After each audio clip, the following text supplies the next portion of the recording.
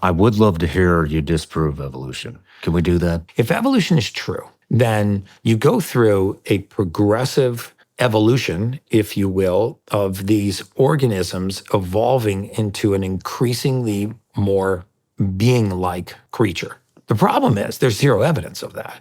The problem is you have these single-celled organisms and multi-celled organisms, and then there's just a giant gap in the fossil record. And you have animals, and then you have man. But we don't have a fossil record that takes us from single and multi-celled organisms into an entire species. And we just simply ignore that.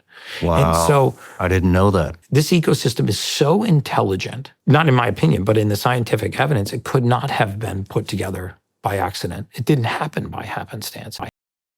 The number one killer of human beings in the world is cardiovascular disease. The number two killer of human beings in the world is cancer. The number three killer of human beings is modern medicine. Number three? The third leading cause of death is medical error. It's the third leading cause of death in the industry designed to prevent death. Like if you translated that to any other industry, it'd be laughable, right? I mean, if you sold home security systems, but you were the third leading cause of home invasion, you'd probably be out of business, right? Yeah. But this is where we go to get our advice on how to be healthy, when we should be going there for catastrophic medicine. We're very, very good at crisis medicine. What we're not good at is keeping people healthy.